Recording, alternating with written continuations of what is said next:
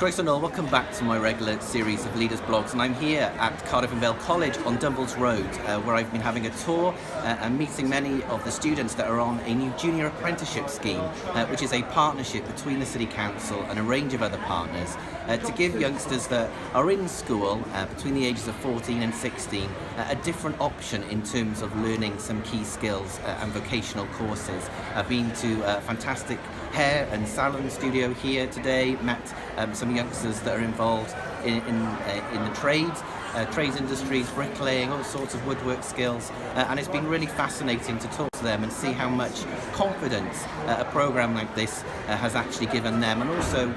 equip them with much broader skills about managing their lives outside of education. And I think that's really important. As a council, we've got a real determination now to make sure that every child,